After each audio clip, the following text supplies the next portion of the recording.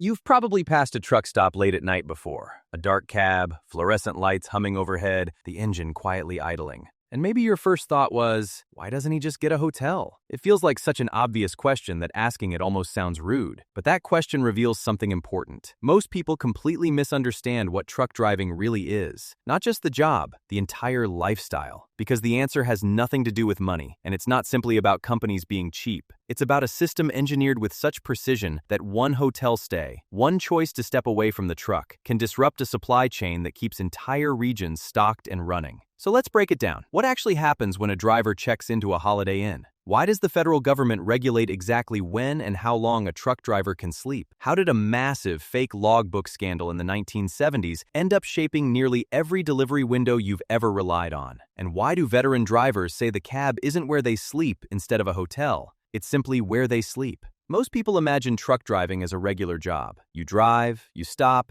you head home. That picture is wrong in almost every possible way. A long-haul driver isn't a commuter. They're a moving part inside a logistics network that never truly stops. The truck isn't just transportation, it's a workplace, a warehouse, a bedroom, and a mobile office all in one. A single load might cover 2,000 miles, crossing 5 states in just 3 days. The driver never really steps outside that system. They are the system. And that one reality changes everything you thought you understood. The cab isn't where drivers sleep because there's nowhere better. It's the only point in the entire operation that makes logistical sense. Take it away, and the machine doesn't just slow down, it breaks. And here's the assumption that confuses most people. Drivers sleep in the cab because it saves money. The easy assumption is that companies are just cutting costs. It sounds logical. If you were on a long drive and got tired, you'd probably stop and book a room. Simple. But that logic depends on one false assumption, that the driver can simply walk away. In reality, they can't. Not really. That trailer behind them, whether it's carrying frozen food, medicine, electronics, or industrial chemicals, becomes their legal responsibility the moment it's loaded, and it stays that way until it's officially signed off at its destination. And that matters more than most people realize. Cargo theft in the U.S. costs around $35 billion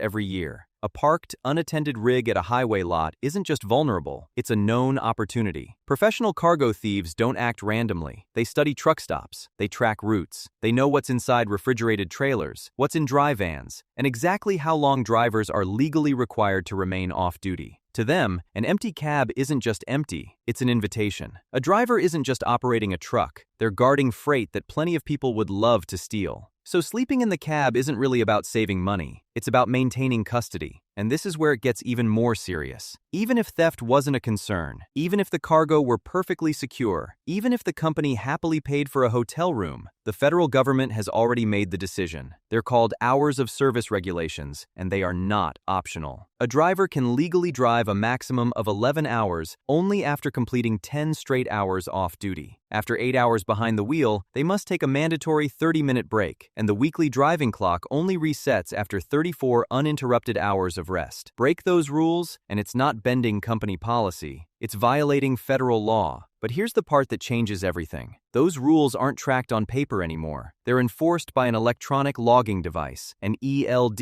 physically connected to the truck's engine. It records everything. Every ignition, every mile, every stop, every minute that engine runs. It doesn't trust memory. It doesn't care about excuses. It doesn't care that your delivery window closes in 40 minutes. The truck reports automatically, in real time. And when the off-duty clock hits, the driver must be parked. That's it. No overrides, no negotiating. No, just this once. The sleeper cab wasn't created because drivers preferred it, and it wasn't built because companies wanted to save money. Federal law made it necessary, and ELD technology made sure there was no way around it. Once you understand that, comparing a sleeper cab to a hotel room stops making sense altogether, because there are actually two very different kinds of semi-trucks on the road, and most people don't even realize the distinction exists. First, there's the day cab. No bed, no sleeper compartment, just the driver's seat and controls. These trucks are designed for regional routes, where drivers finish their shift and go home every night. For them, the truck is simply a tool, clean, efficient, parked by evening. Then there's the sleeper cab. This is an entirely different machine.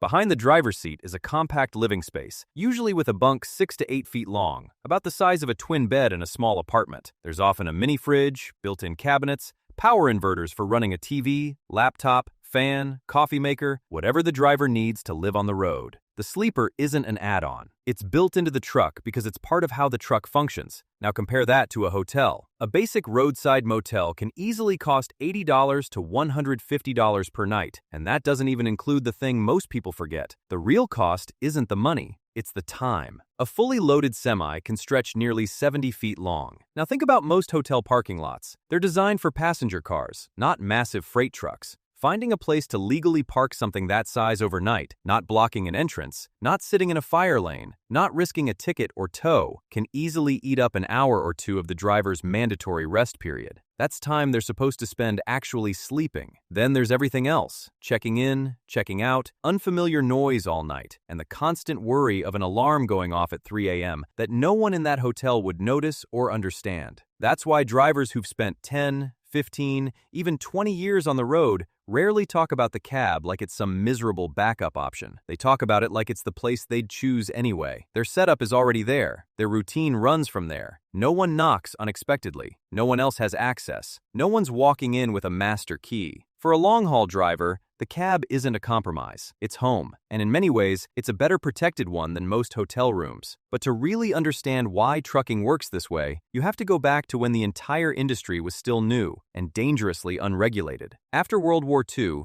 road freight exploded across America. Then in 1956, under President Eisenhower, the interstate highway system was formally launched, and suddenly, nearly everything moved by truck. Food, fuel, medicine, building materials. The country was moving faster than ever. The problem was, the rules hadn't caught up. Before strict federal rest regulations existed, trucking often ran on little more than coffee, pressure, and amphetamines. Drivers had a nickname for them: bennies. They were stimulant pills casually passed across truck stop counters, sometimes tossed into a takeout bag by workers, sometimes quietly encouraged by dispatchers who needed deliveries made fast and didn't ask how the driver planned to stay awake. Back then, sleep wasn't treated like safety. It was treated like weakness. The driver who stayed awake longest got the load delivered first, earned more money, and got called again for the next run. Rest was seen as something for people who couldn't handle the grind. There were logbooks, of course, handwritten records showing driving hours and rest breaks, but anyone with a pen could make a page tell whatever story inspectors wanted to hear. And here's the part that should make you pause. Fake logbooks became so common, so accepted, that drivers gave them a nickname. They called them comic books, not because they were funny, because everyone knew they were fiction. By the 1970s, federal investigators estimated that as many as 75% of long-haul drivers were operating with falsified logs at any given time. Think about that. Not a few reckless drivers cutting corners, not isolated bad actors. 3 out of every 4 long-haul drivers were writing down rest they never took, breaks that never happened, and miles they hadn't legally driven. The entire system was running on paper lies until the government finally decided it had to stop. The federal government introduced official rest regulations in 1984, but rules on paper only go so far. Inspectors could only check a limited number of trucks, and for decades, the old workarounds survived. That continued right up until 2019, when the ELD mandate became fully enforceable. Think about that. Nearly 90 years passed between the rise of long-haul trucking and the moment technology finally made dishonesty almost impossible to hide. Every single ping from a modern ELD is, in a very real sense, the final chapter of a problem the industry spent generations trying to outrun. And this is where it gets personal, because you've lived inside this system your entire life without ever really noticing it. That box of strawberries sitting in your fridge in the middle of January, fresh, bright red, completely out of season, priced like it somehow appeared there effortlessly, probably traveled 1,800 miles inside a refrigerated trailer kept at exactly 34 degrees the entire trip. And somewhere along that route, maybe on night 2 of a 3-day haul, the driver was asleep just 30 feet behind it at a Flying J truck stop in Oklahoma. Cab dark, engine humming at low idle, alarm already set for 5 a.m. Pause and picture that for a moment. The food in your kitchen exists there because someone slept beside it while federal regulations counted down the hours until they could legally move again. And it's not just food. Remember the toilet paper shortages in early 2020? A huge portion of that product wasn't missing from factories. It wasn't secretly stockpiled in warehouses. It was already loaded into trailers,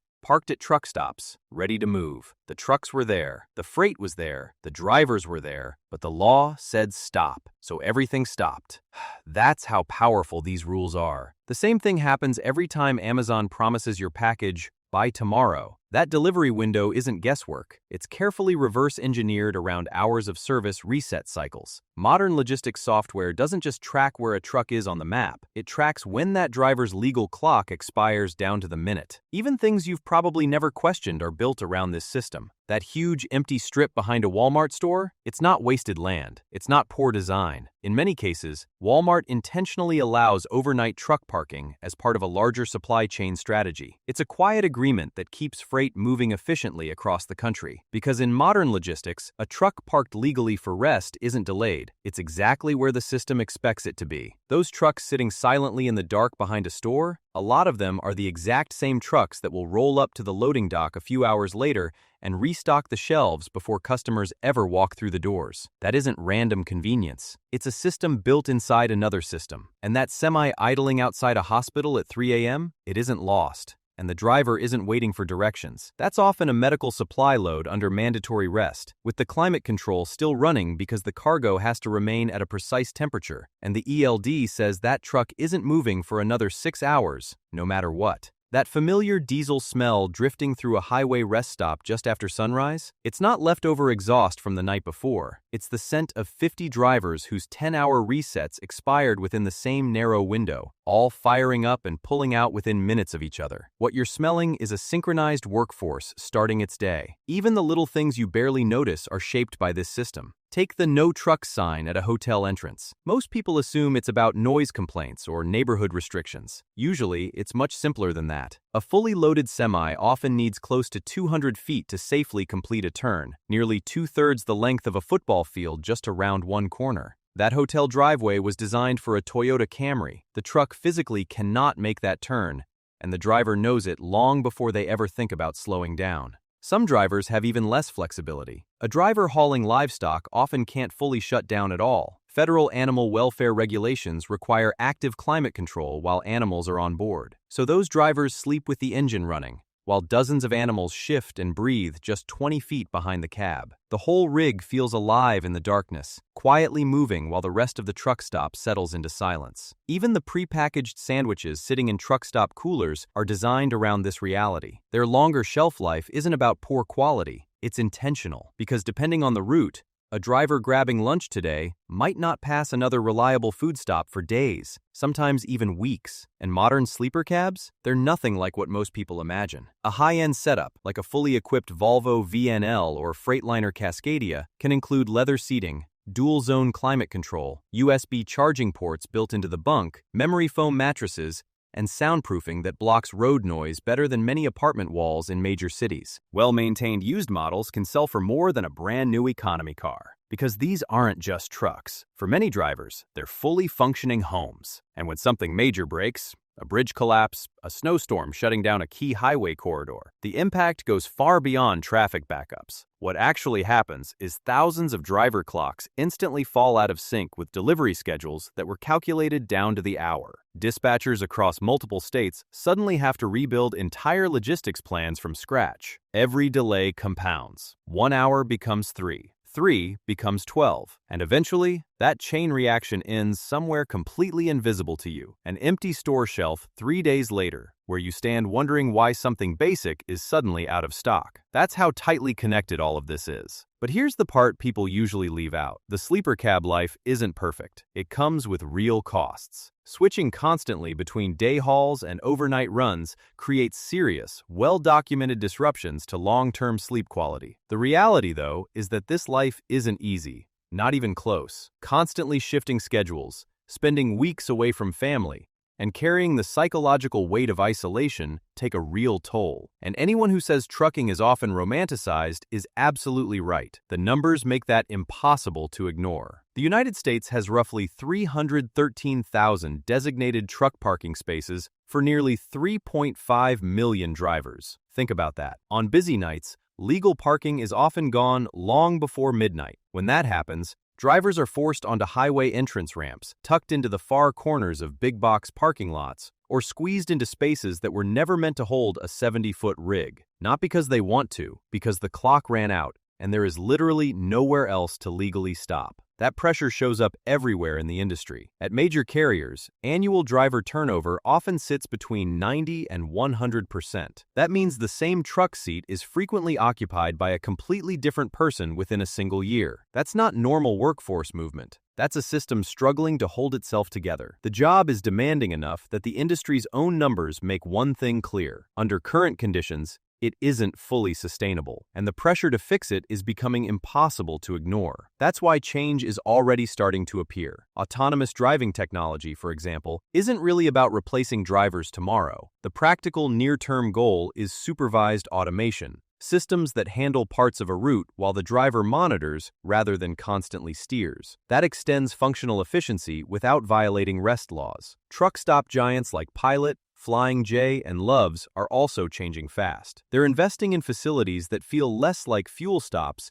and more like real hospitality spaces, private showers, fresh hot meals, dedicated sleep rooms, reliable high-speed Wi-Fi. Because if the industry expects drivers to stay, the system has to become worth staying in. The sleeper cab is still home base, but the gap between surviving the road and living well on it is slowly shrinking. Some carriers are also redesigning routes entirely. Dedicated lane programs keep drivers on familiar roads with predictable backhauls, often bringing them home every 2 or 3 days, not out of generosity, as a retention strategy, because experienced drivers who leave for regional jobs rarely come back. Others are now using predictive fatigue software that can flag exhaustion risks before a driver even approaches their legal limit. That means rest stops become planned decisions instead of last-second forced shutdowns. The trucks are improving. The support systems are improving. The regulations aren't going anywhere. The real question is whether the job becomes sustainable fast enough before the shortage of people willing to do it stops being a slow-burning problem and turns into an immediate crisis. So the next time you pass a dark sleeper cab at a rest stop at 3 o'clock in the morning, don't assume you're looking at someone who couldn't afford a hotel room. You're looking at someone hundreds of miles from home,